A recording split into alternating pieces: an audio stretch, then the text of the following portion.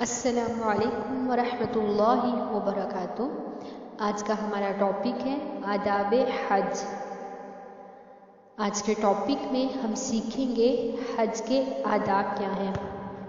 حکم ربانی ہے کہ جو لوگ حج کرنے کی استطاعت رکھتے ہوں ان پر اللہ کے لیے حج بیت اللہ فرض ہے۔ حج ایک ستون دین ہے۔ اس کے لیے شاہ و گدا، عالم و جاہل، امیر و غریب سب کو دور دراز جگہوں سے چل کر ایک ہی وضاقتہ کے لباس میں ننگے سر ننگے پاؤں پریشان حال مسکین و محتاج بنے اظہار عبودیت و غلامی کے لیے اپنے آقا کے دربار میں حاضر ہونا پڑتا ہے۔ بندگی کے اس امتحان میں بہت سے لوگ سفر کی صعوبتیں اور کثیر اخراجات برداشت کر کے جاتے ہیں، مگر حج کے ارکان، شرائط اور مناسک کی ادائیگی کا طریقہ نہ جاننے کی وجہ سے حج ادھورا اور ناتمام کرتے ہیں۔ چھوٹی چھوٹی لغزشوں کے سبب بڑی بڑی نعمتوں سے محروم رہ جاتے ہیں، بلکہ بسا اوقات الٹی لعنتوں اور غضب الہی کو لے کر لوٹتے ہیں، کیونکہ عمل بغیر علم کے نہیں ہو سکتا۔ اس لیے حج پر جانے والے کے لیے ضروری ہے کہ مسائل ضروریہ جاننے کے لیے کسی عالم دین کی رفاقت حاصل کریں۔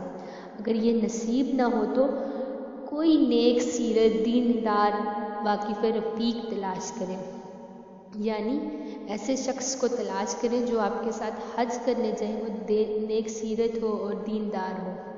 اہل اللہ اور بزرگان دین نے حجاج کی رہنمائی کے لیے جو کتابیں تحریر کی ہیں، ان میں سے کوئی مفید طلب کتاب منتخب کر کے ہمراہ رکھیں اور دوران سفر اسے پڑھتے یا سنتے اور سمجھتے رہیں، اور اس طرح اپنے رفیق سفر کی مدد سے ہر مقام پر اس کے آداب و شرائط خود معلوم کرنے میں کوشاں رہیں۔ لوگ اس قابل احترام کام کو دینی تقاضوں کی بجائے تجارتی اغراض کے تحت انجام دینے کے عادی ہو گئے ہیں۔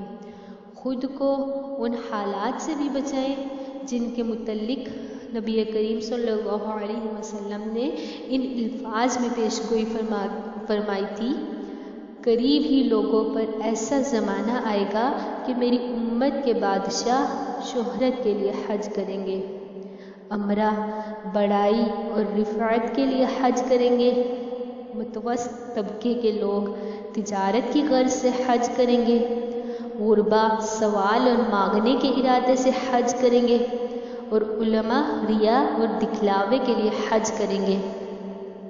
گو قرآن کریم کی روح سے سفر حج میں تجارت کی اجازت ہے، مگر اسے ضمناً اختیار کریں۔ اصلی مقصد یہ نہ ہو جیسا کہ حج آج کل عام طور پر تجارتی اغراض کے لیے کیا جاتا ہے۔ حج کرنے کے بعد اپنے آپ کو حاجی نہ لکھیں، نہ حاجی کہلائیں۔ ایسا کرنا غیر شعوری طور پر نمائش و ریا میں داخل ہے۔ سلف صالحین نے ایسا ثابت نہیں ہے۔ نبی کریم صلی اللہ علیہ وسلم، صحابہ کرام، تابعین، تبع تابعین، ائمہ و بزرگان دین کسی کے نام کے ساتھ حاجی یا الحاج لکھا ہوا نہیں پایا گیا۔